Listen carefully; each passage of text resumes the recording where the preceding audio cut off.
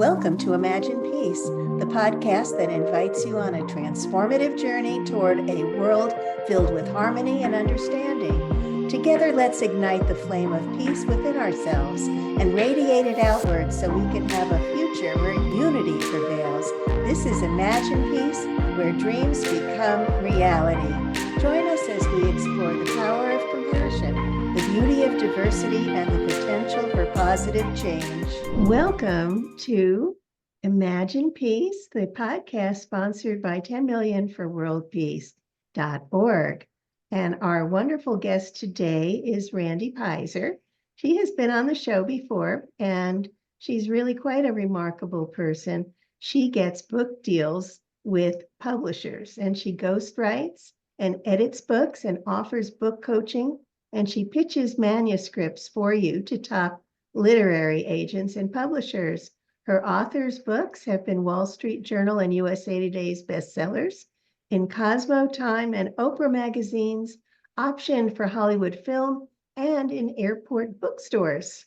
She's the author of Crappy to Happy, as seen in the movie Eat, Pray, Love, and The Power of Miracle Thinking. So it's really great to have you back again, Randy. Thank you for being back. Thank you, MarBeth. I'm very excited about speaking about peace. Oh, I love it. It's such an important topic. So I'm so looking forward to diving in with you. Awesome. So, well, let's talk about finding inner peace.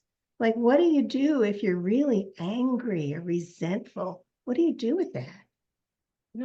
It's very interesting. I was looking at situations in my own life just over the last week, really. And I realized that there are situations within my control and things that are out of my control. And so two different people, both complete with their own sets of drama, approached me for some form of rescuing. One was, financially rescue me. Another one was, will you show up and no, I need you. You must show up in court for me to give me a character reference. And both of those were situations that I noticed that in each situation, what happened to my body when I got those requests?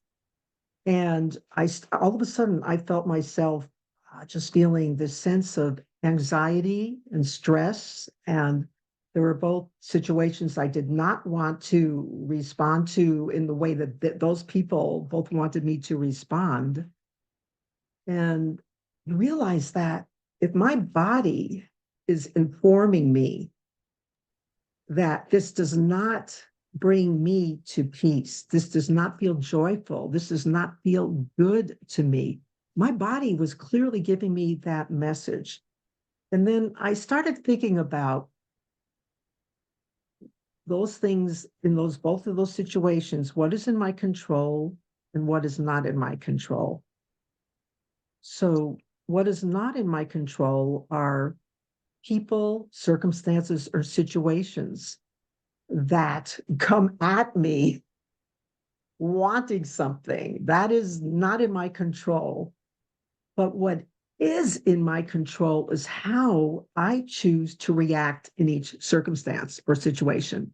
Beautiful. So for those people, I was kind, but I set a very clear boundary, which was no, I don't wish to do that.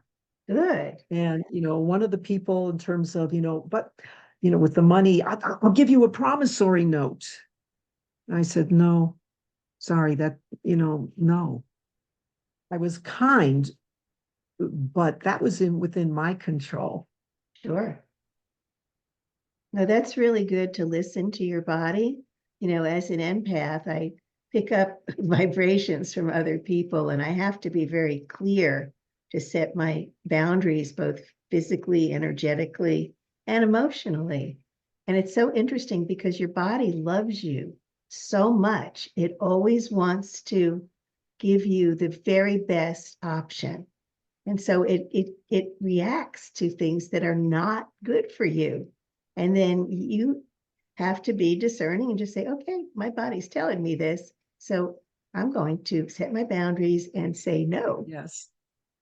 I Now love think about all of the women in particular, I would say, for the majority, not always, who are caregivers, who are carers, who are givers. Yeah. So many women who I've spoken with over the years, myself included, what can I give? What can I give? What can I give? So we're used to giving. We're used to extending ourselves from beyond our boundaries and not even at times knowing where that we have boundaries or should have boundaries. Yeah, it's sort of And yeah, discouraged actually for women, to yes, set boundaries. I know I was raised to be a giver and felt very uncomfortable receiving. right, right. But in order to have the good we want in life, we have to become receivers, willfully receiving and not pushing goodness away, which so women will do as, Hmm. I can identify those parts in myself too as rescuer, Yep. as personal saver or savior of various people throughout my life. But Just lessons learned along the way. and it impacts you in a negative way when you do not listen to your body's wisdom. So it's really Very, very important, true. really So important to listen. in each situation, you can think of it as an up that arrow or a down arrow. In every situation or conversation, is the joy going up? Is the joy going down? Because if the joy is going down, it's not serving you. And one of the things that I've discovered, and I actually wrote about this in my first book, Crappy to Happy, Oh, good. is that the truth, whatever the truth of the truth really is, it always leads to peace. No exceptions. Always. It can Mhm. lead to a free fall, but ultimately, because it is the truth, whatever that truth is. So, for example, I can relate at times in my life, or many different times in my life, where I was not in a relationship that truly I would not extricate myself from, but wasn't for my highest best. Yeah, I can relate It to that. wasn't the truth. I didn't want to hurt the other person. I didn't want to cause pain, Right. and I didn't want to be the recipient of it either on the other end of it. No, But the you truth speak the is, truth. yes, but the truth is in letting go eventually, because it's usually not like, oh, it's not the head and the heart in alignment. It's just like, there's codependency, there's everything else that makes us stick to people or circumstances, opportunities, or situations that are just no longer serving us. And we'll stick it out till we stick it out. But I discovered when I let go, or when another person let go of me, and it was the truth, that ultimately it does lead to greater peace. Yes. But there can be a free fall in between, but ultimately it does lead to other peace. One of the things that I learned is that any person who left me, which there were plenty throughout my life, I'm in my late 60s, but it was it wasn't that they didn't love me, but it was their truth that they needed to go. Sure. There were other lessons for them that they needed in their lives. And also, respectively, there was more growth and frankly more joy for me. That's very true. I like to see us all as actors in a play. We're born into a particular role. It's not who we are because we are pure spirit. We don't have any boundaries, but we limit ourselves into a body and into a particular role. And then we interact with this whole cast of characters who all have their parts in there. And I truly believe that we have contracts with them, that they come in to teach us.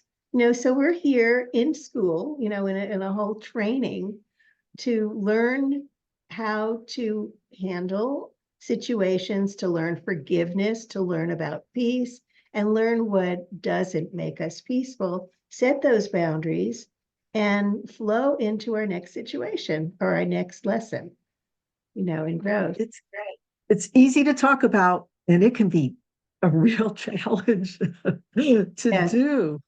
I want to share with you, many years ago, I was editor-in-chief of a national Mind, Body, Spirit magazine. And I was taking over a position for another editor-in-chief of this magazine, this woman, and she was leaving to move on to her next opportunity, but she was entirely attached to the magazine because this was her baby, and I was basically an invader of her baby. And so Yeah. she was supposed to be, like training me, whatever. I'd already been a magazine editor-in-chief for a very large Mind, Body, Spirit magazine in the Bay Area. But she was supposed to, like, just get me accustomed to here's the new position, and before she left. And this woman was such an intimidator. I would, she, and it was just horrendous. And then one day, a woman said to me, her name was Mary Kelly, just as someone I knew through a group I was attending, a lovely group. And she said, when I'm dealing with a difficult person, someone told me one of the best ways to do it is imagine they're an angel. So, I closed my eyes because, here you have imagine peace. So we're going to visualize something. So here Sure. I am imagining this person as an angel. And what I saw was an image where this woman had a little curly Q tail, tiny little tail. So I realized she was a piggy angel. And so I said to myself with my eyes closed, okay, if she's a piggy angel, what am I?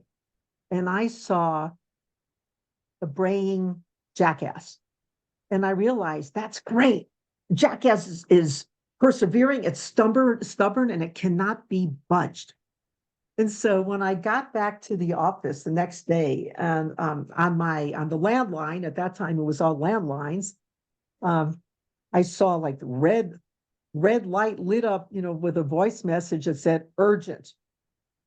And, she was like, I need page blah, blah, blah, and blah, blah, blah, for the magazine. And I called her, and I was thinking of a phrase from A Course in Miracles. It's one of my most favorite phrases that says, in my defenselessness, my safety lies. I'm going to repeat that. In my defenselessness, my safety lies.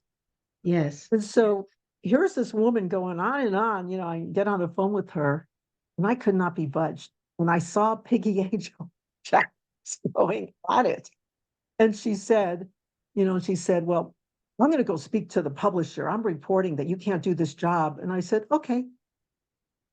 Defenseless, no pushback, no reaction, no trigger. Can we get to those places in our lives where we have no trigger? Okay, you need to go speak to them, go speak to them. In my defenselessness, my safety lies. And I just held that. And then at the end of the conversation, and I said, you marked this phone call urgent. I said, appendicitis is urgent. Page 52 and page 53 is not. But I said it. I wasn't triggered. I was just like, just holding my ground. In Good. that circumstance. And then, I never had any repercussions from that publisher. And, she moved on to her next hopefully highest and best opportunity for her. Hopefully. But, Great story. yeah, it's a fun story. And that's why on my Crappy to Happy book, there are two pigs on the cover, with a little curly cute pigtail and, cute little bows and things like that.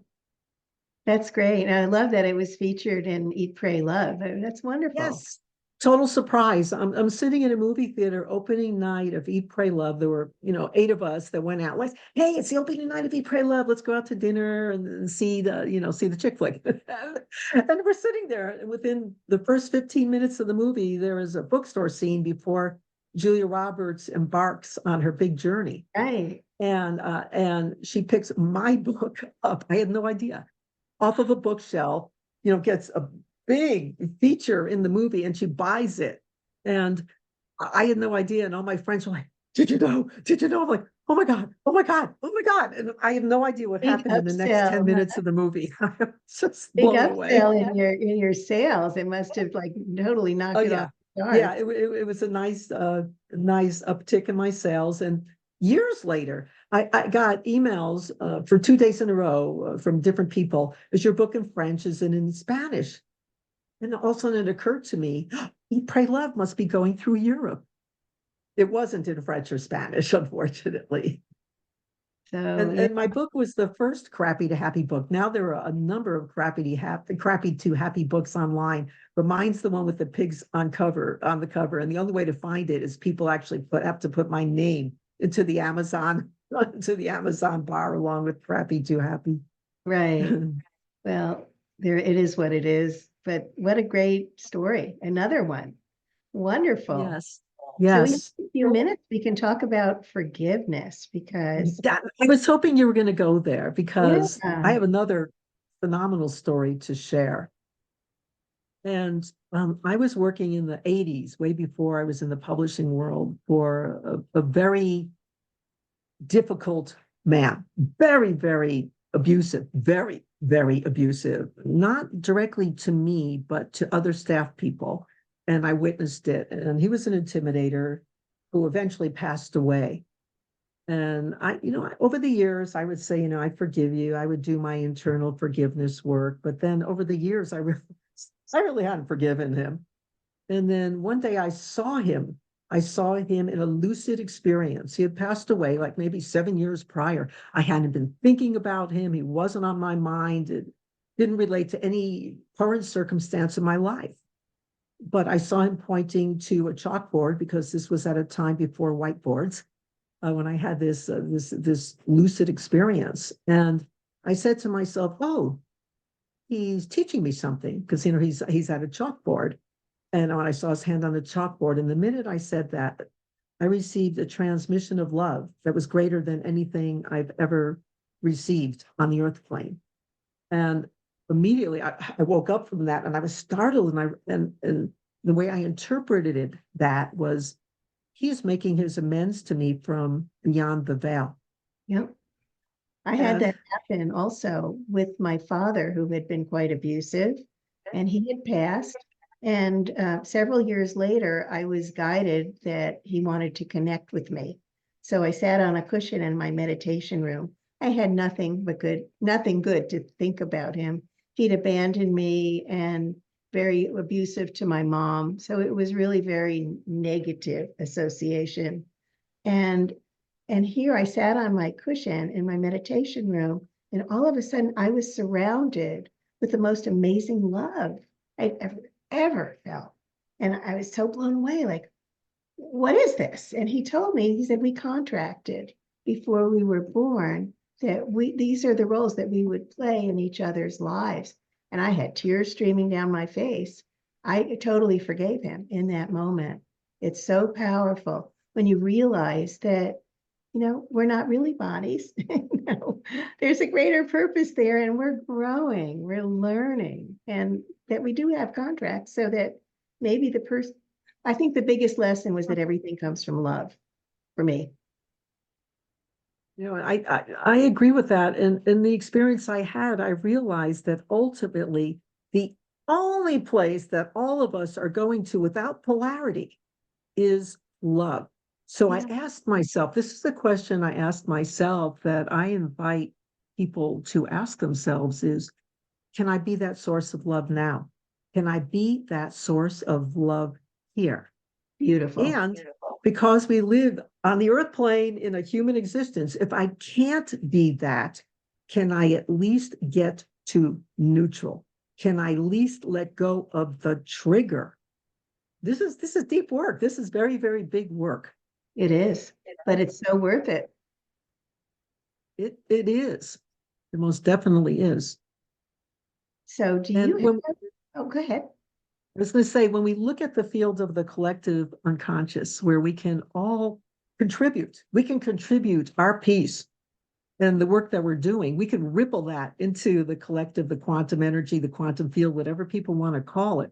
So, for example, when COVID first started, I sat in meditation and I offered my breath in meditation to people who couldn't breathe. We can contribute whatever piece we can muster up. We can contribute that to the collective field. Does it make a difference? does it ripple out?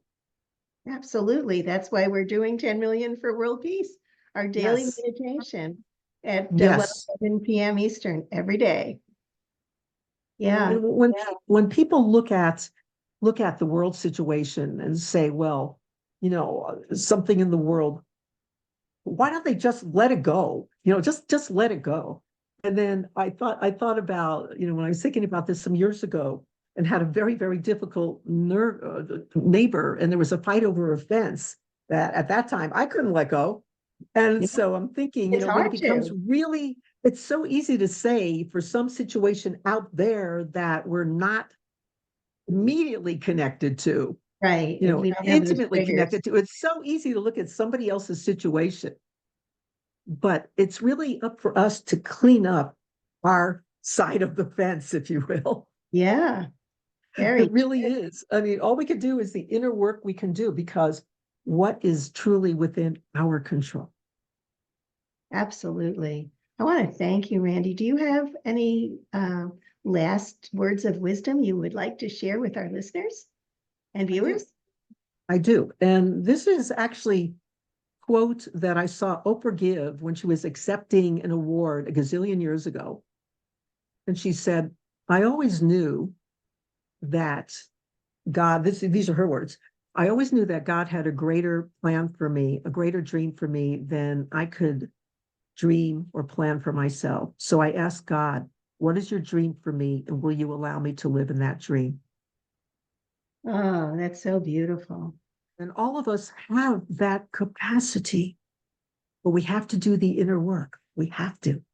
Absolutely. And truly, we we do our best when we're co-creating with spirit.